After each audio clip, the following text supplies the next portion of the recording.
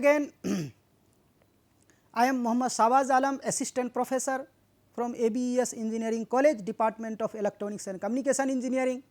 Guys, in the previous lecture, we have discussed the DC load line and operating point. Now, in this lecture, we will discuss the factors affecting the operating point and bias stabilization. Why we should study the factors affecting the operating point? Because to operate the transistor as an amplifier, the condition is that the operating point, or you can say the values of load current and load voltage should lie just at mid of the DC load line, or you can say that these values lies in active region only. But there are various factors, various region which can change the value of load current and load voltage, and the operating point may shift into the cutoff or saturation region.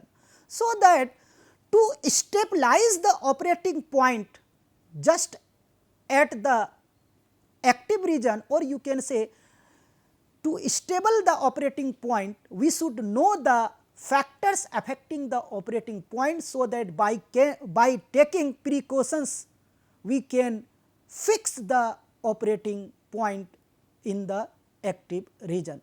So, first of all, factors affecting the operating point. Now, the junction temperature of a transistor is dependent on the amount of current flowing through the transistor. Due to increase in the temperature, the following parameter of transistor will change.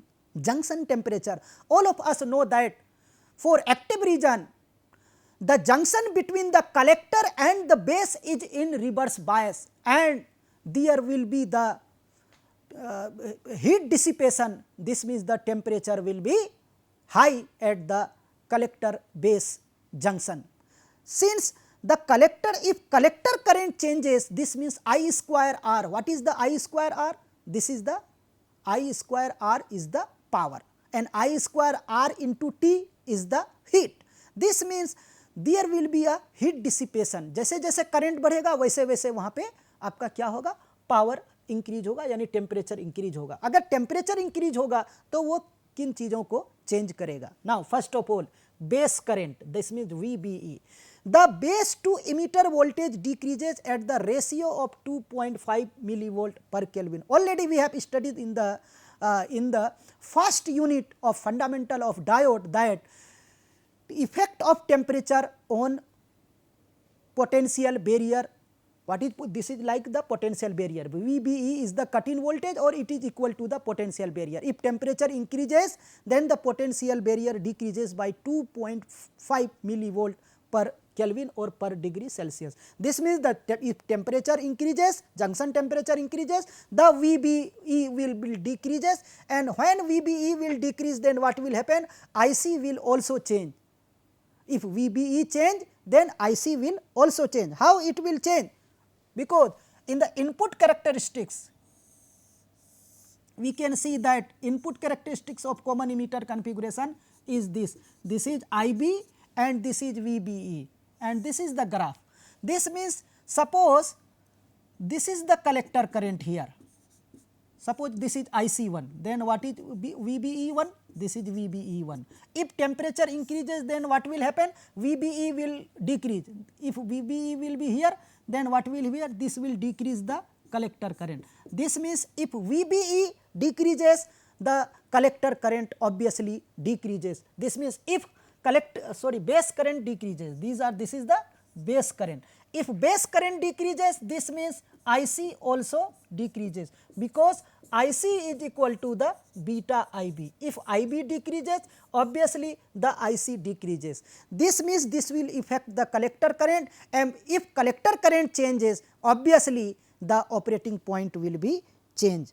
Now, another point, the current gain beta DC. The current gain beta DC of a transistor is temperature dependent. As IC is equal to beta DC IB, change in beta DC will change the collector current IC। Yes, obviously अगर temperature change होगा तो obviously beta DC change होगा, और अगर beta DC change हुआ तो वो collector current को भी चेंज कर देगा। If collector current will change then what will happen, then operating point will also shift either towards the saturation region or towards the collector region. Now the third point is the reverse saturation current ICBO or IC naught. This ICBO is sometimes also written as IC naught.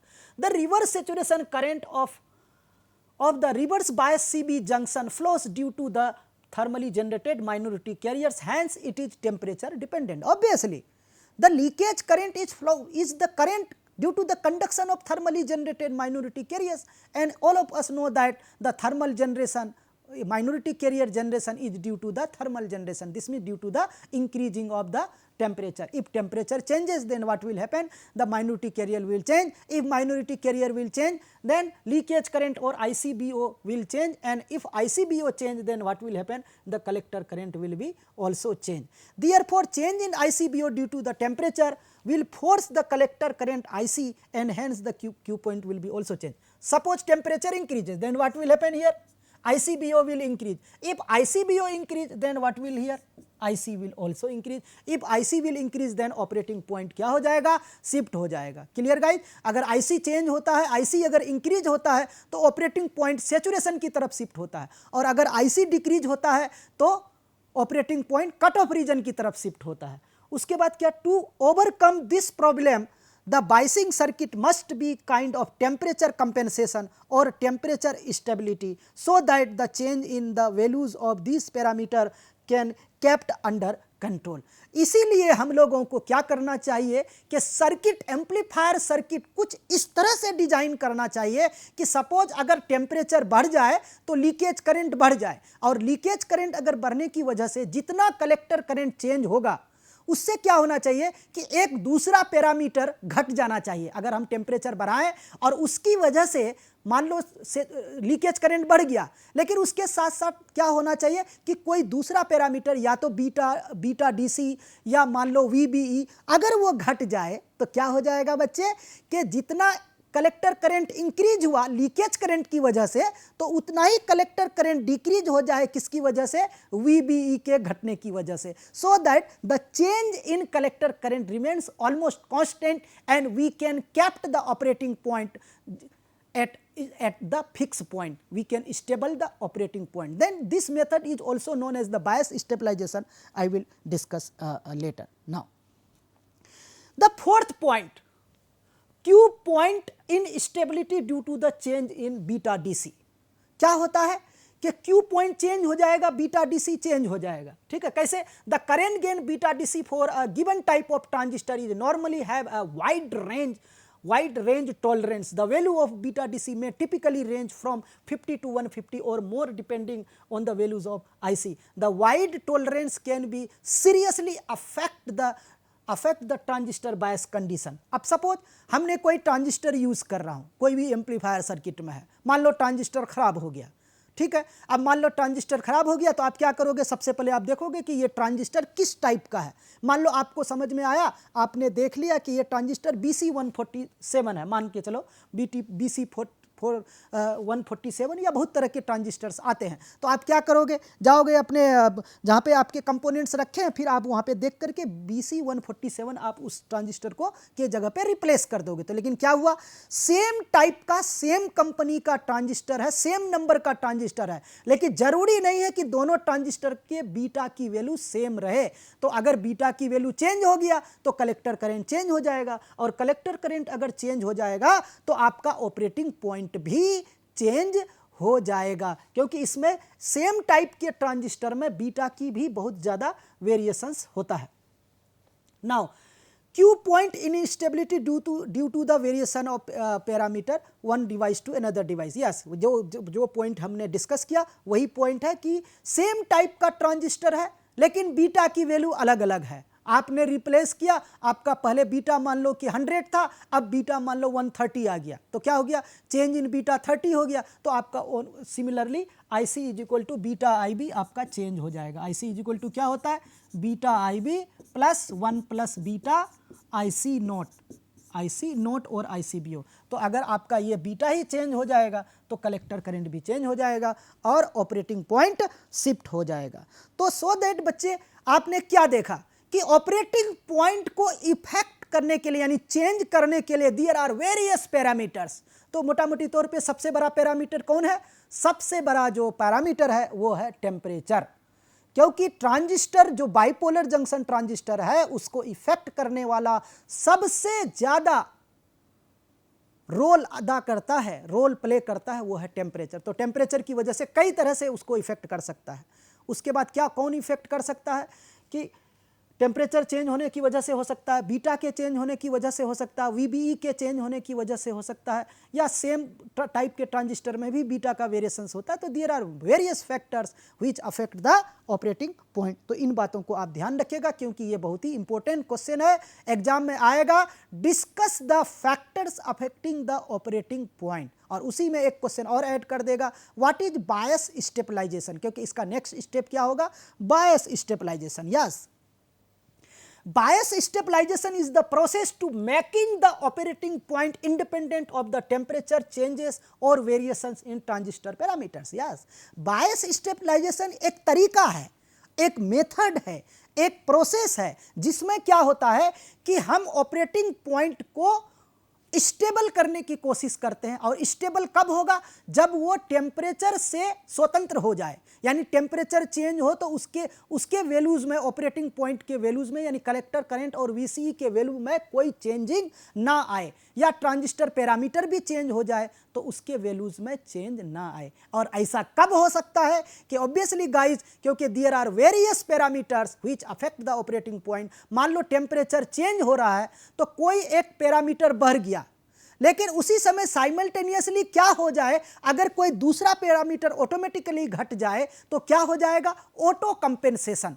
Auto compensation मतलब एक parameter की वजह से मान लो IC मान लो कि 2 milli ampere से बढ़ गया, लेकिन उसी समय उसकी वजह से कोई एक दूसरा पैरामीटर घट गया, मान लो VBE घट गया, तो VBE घटने से IB घटेगा, और IB के घटने से अगर 2 मिली एम्पियर से कलेक्टर करंट घट जाए तो जितना बढ़ा उतना घटा, तो इसको हम कह सकते हैं ऑटो कंपेंसेशन। तो इससे क्या हो जाएगा? टेम्परेचर का उस पर कोई असर, कोई इफेक्ट नहीं पड़ेगा। इसी प्रक्रिया को, इसी मेथड को, सर्किट डिजाइनिंग के इसी मेथड को हम लोग कहते हैं बायस स्टेबलाइजेशन, और कुछ लोग इसको कहते हैं बायसिंग सर्किट्स के भी नाम से जानते हैं।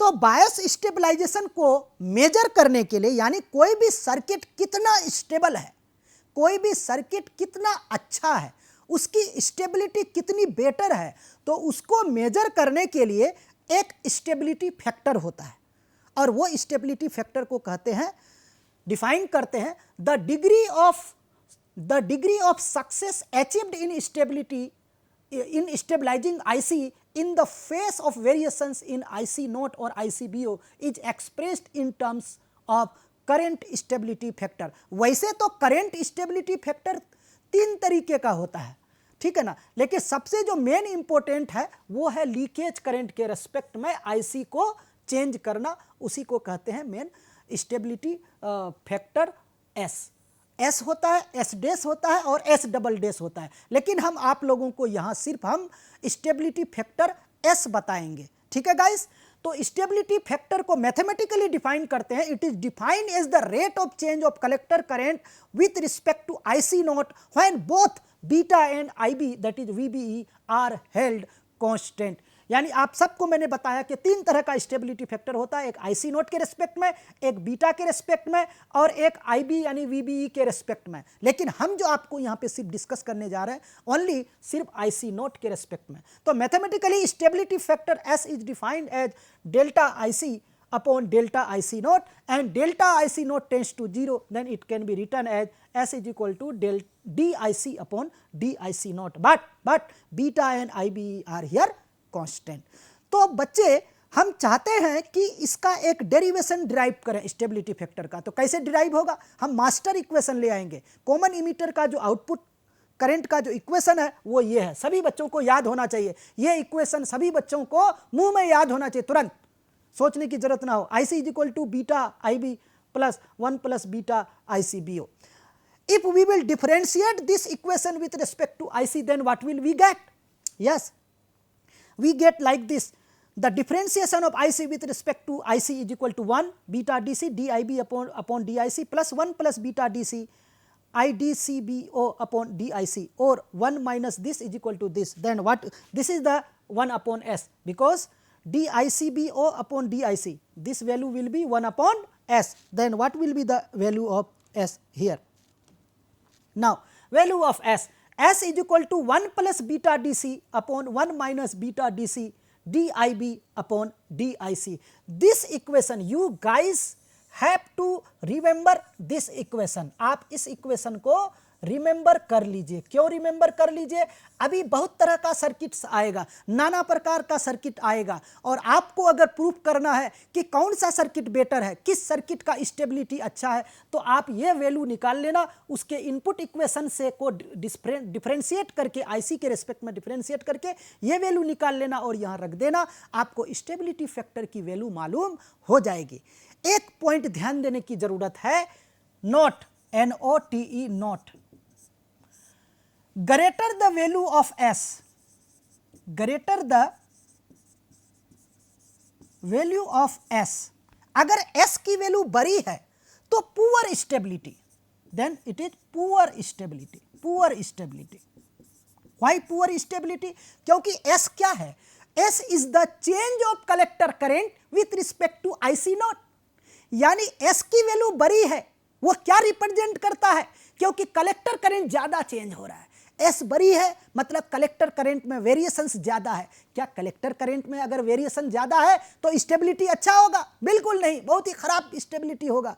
इसका मतलब क्या हुआ? वाइस वर्सा, कि इफ S की वैल्यू छोटी है, लेस वैल्यू ऑफ S, अगर लेस वैल्यू ऑफ S है, इसका मतलब बेटर स्टेबिलिटी. क्या है बालक? Better stability. ये बात आप ध्यान रखिएगा कि अगर S की वैल्यू बड़ी है तो पुअर स्टेबिलिटी, S की वैल्यू छोटी है तो बेटर स्टेबिलिटी. छोटी का मतलब है कि कलेक्टर करंट का वेरिएशंस लीकेज करंट के यानी IC नोट के रेस्पेक्ट में कम है, ICB नोट के रेस्पेक्ट में कम है. इसीलिए हम लोग ऑलवेज ये एनालिसिस करेंगे कि S की वैल्यू कितनी आ रही है. सबसे पहले ध्यान हमें S की वैल्यू पे जाएगा. Now types of bias stabilisation और बायसिंग सर्किट्स. तो मैंने क्या कहा कि बायस स्टेबलाइजेशन एक मेथड है, एक तरीका है. क्या चीज का है? एम्पलीफायर सर्किट डिजाइन करने का. और इस तरह से अगर हम डिजाइन करेंगे कि अगर एक पैरामीटर बढ़ जाए जिसकी वजह से कलेक्टर करंट बढ़ जाए, तो दूसरा पैरामीटर ऑटोमेटिकली घटना चाहिए ताकि कलेक्टर करंट भी घट जाए और ऑटो कंपेंसेशन हो जाए, लगभग में सेट हो जाए मामला, यानी जितने से बढ़ा उतने से घट जाए. तो इसको कहते हैं हम बायस स्टेबलाइजेशन. तो there are various techniques to bias stabilization, or there are various types of biasing circuit. The simplest circuit is the fixed bias. Now another one circuit is the emitter resistance bias. Emitter resistance bias. Now third one is the voltage divider bias. Voltage divider bias or potential divider bias. Some people call it potential divider bias. Now fourth one is the collector to base feedback bias, and fifth one is the emitter follower configuration. Emitter follower configuration is nothing, it is the common collector configuration. Now I am going to discuss the one by one. This is the simplest one. अब तक आप लोग कोई भी circuit देखे होंगे common emitter का, उसमें 2 बैटरी मेथड देखे होंगे. कितने बैटरी मेथड देखे होंगे बालक? 2 बैटरी मेथड, कि एक बेस की तरफ बैटरी लगा हुआ रहता था और एक कलेक्टर की तरफ बैटरी लगा हुआ रहता था, यानी VCC और VBB. लेकिन अभी आप यहाँ देख लो, एक ही बैटरी लगा हुआ है, VCC.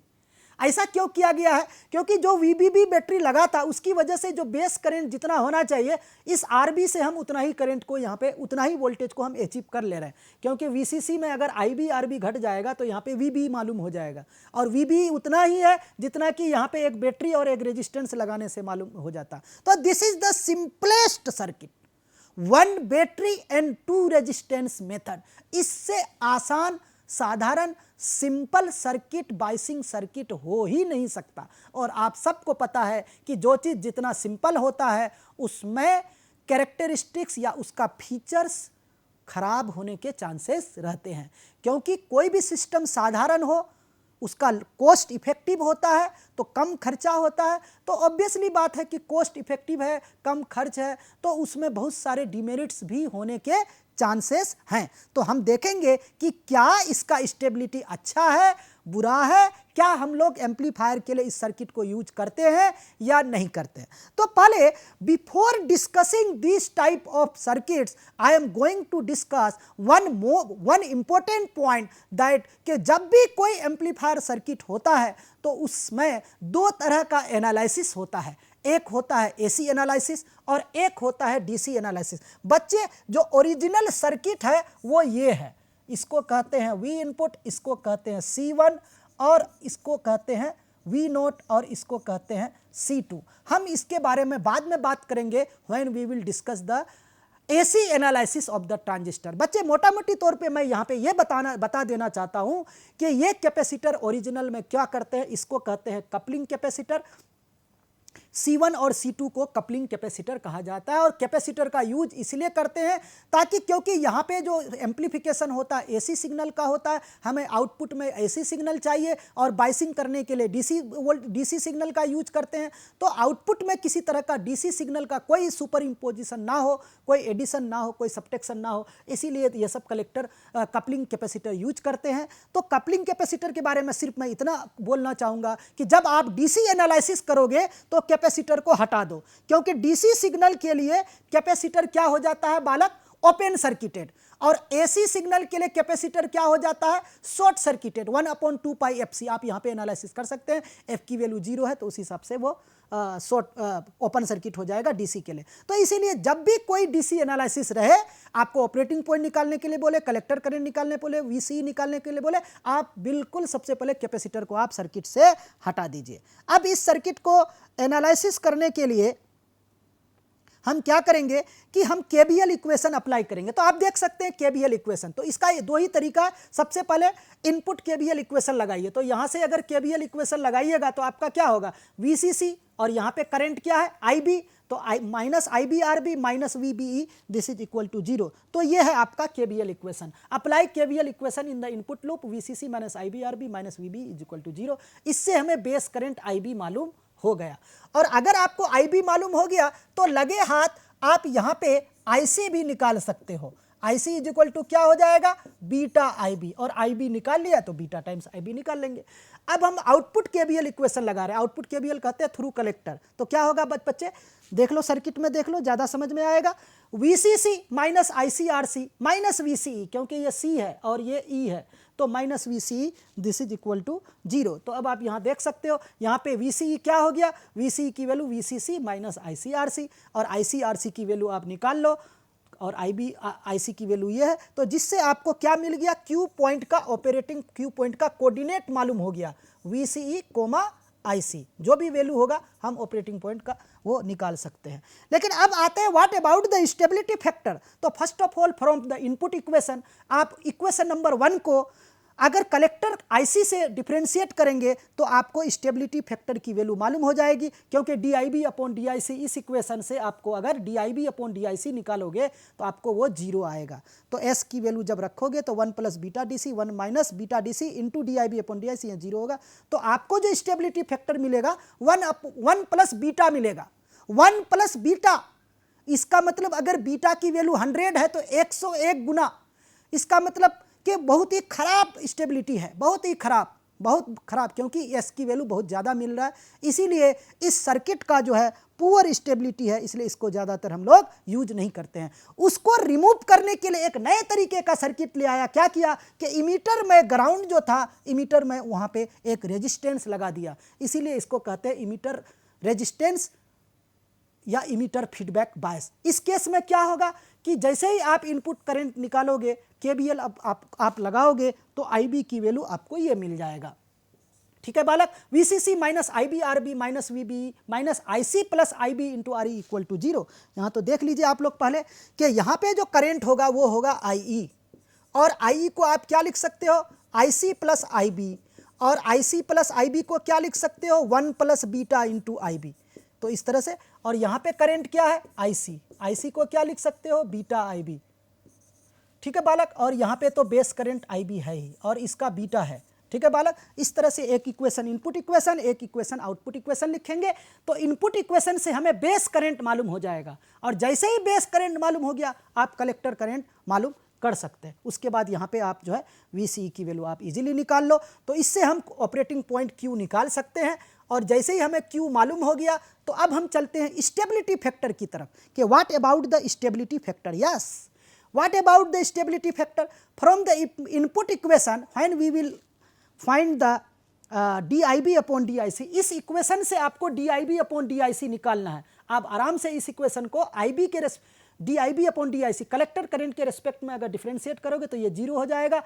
Minus RB DIB upon DIC minus 0 minus RE into 1 and minus RE into DIB upon DIC। इससे आपको DIB अपॉन DIC की वैल्यू जो होगा वो हो जाएगा minus RE upon RE plus RB। तो आप लोग जब जैसे इस इक्वेशन में आप रखोगे तो आपको ये वैल्यू मालूम हो जाएगी। तो इससे देखिए कि बेटर स्टेबिलिटी कैसे हुआ, ये हमेशा कम होगा 1 प्लस बीटा से, यानी 1 प्लस बीटा किसका स्टेबिलिटी फैक्टर था, फिक्स्ड बायस का, और इसका स्टेबिलिटी फैक्टर 1 प्लस बीटा से कम होगा क्योंकि ये वैल्यू क्या होगी, डिनोमिनेटर क्या होगा, 1 से बड़ी होगी, और जैसे ही 1 से बड़ी होगी तो आपको 1 प्लस बीटा से कम मिलेगा। यानी इसको हम कह सकते हैं बेटर स्टेबिलिटी। और बेटर स्टेबिलिटी कैसे अचीव हो रहा है, आप इसको हम नेक्स्ट लेक्चर में हम आप लोगों को बताएंगे कि इसकी बेटर स्टेबिलिटी क्यों, क्योंकि आने वाले सर्किट्स में भी इसका एनालिसिस है कि इमीटर रेजिस्टेंस लगाने से इसका स्टेबिलिटी कैसे इंप्रूव हो जाता है। We will discuss in the next lecture. Guys, in the next lecture we will discuss the voltage divider bias and collector to base feedback bias. We will discuss in detail. Also we will discuss the how stability increases. Now guys, okay, now these are the two numericals for you. I hope these two numericals you guys will solve easily by applying only 2 KVL equations, and I request you guys to please solve these 2 numericals so that you can better understand the DC biasing circuits. Okay, now thank you.